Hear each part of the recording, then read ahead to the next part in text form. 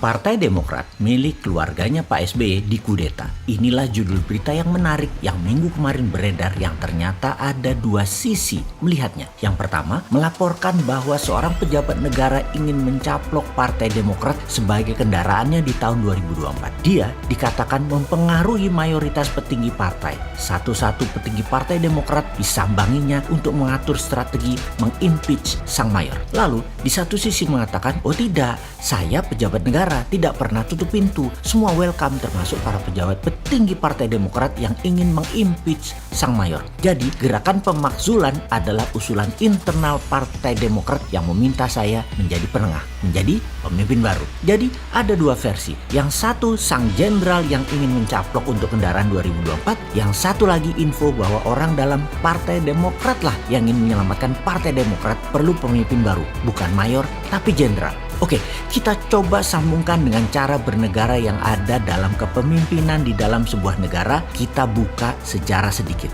Kita mengawalinya dengan sejarah. Kita menengok sejarah ketika krisis keuangan di tahun 1929 di Amerika yang membuat the Panic of 1930. Money supply dan aktivitas ekonomi turun drastis. Endingnya resesi dunia, the Great Depression. Di saat itu, Indonesia pejabatnya adalah Gubernur Jenderal H.J. de Graaf yang demi mengendalikan stabilitas ekonomi di wilayah Indonesia, negara jajahannya, mereka atau dia merilis Vergader Verbod, agen rahasia dengan misi rahasia, yaitu mengamankan situasi ekonomi dan mengamankan situasi negara. Agen rahasia dikerahkan untuk menjaga stabilitas, untuk menggebuk organisasi radikal non-kooperatif. Sekarang di tahun 2021, krisis pandemi COVID-19 semakin gawat dan akan semakin tidak terkendali kalau banyak organisasi nakal yang tidak sejalan dengan arahan pemerintah. Banyak yang menduga aktivitas ekonomi global akan runtuh, akan mengancam Indonesia. Virus mengakibatkan krisis multidimensi. Negara liberal demokrasi akan remuk, korban semakin banyak. Solusi the Panic of 1930 adalah Vergader Verbod, adalah sentralisme. Sama seperti halnya yang dilakukan oleh Tiongkok dalam protokol melawan COVID, dan bisa jatuhnya ekonomi kalau tidak bisa dikelola dengan baik adalah sentralisasi kekuatan terpusat solusinya. Alibaba dan Jack Ma aja disikat kok, apalagi Partai Demokrat.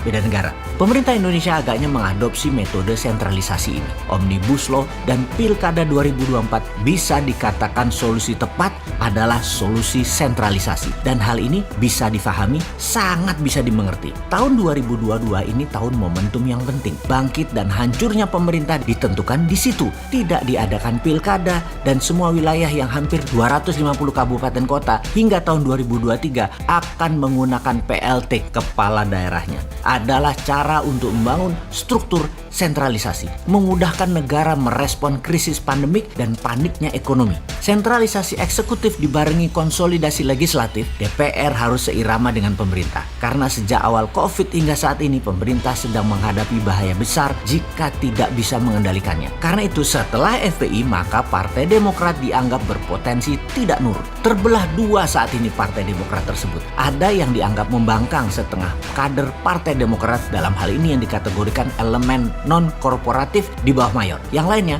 mau berkorporatif. Perlu pemimpin baru, yaitu sang jenderal. Yang terjadi saat ini adalah langkah sang jenderal mengakuisisi Partai Demokrat sebagai Vergader Verbod sebelum tahun 2022 demi keselamatan bangsa dan negara. Sebagaimana fakta lapangan saat ini, sebagai partai oposisi, kekuatan Partai Demokrat lebih kuat dibandingkan Gerindra di masa lalu. Tim Cyber Demokrat merger dengan kekuatan sayap kanan dan PKS memiliki potensi bikin gaduh di media sosial yang bisa mempengaruhi rencana sentralisasi kendali ekonomi dan kendali COVID menjadi tidak sesuai rencana besar pemerintah. Itu analisanya. Kekuatan partai yang tidak korporatif ini berbahaya tidak sebanding dengan state capacity. Itu analisa berikutnya. Saat krisis, banyak penguasa negara akan menggunakan hard power, darurat sipil, main gebuk untuk menghadapi gangguan keamanan dan krisis. Sesungguhnya percuma melawan pemerintah yang legitimate. Itu analisa berikutnya oleh pemerintah saat ini. Merapat ke pemerintah dan mengalihkan leadership dari Mayor Agus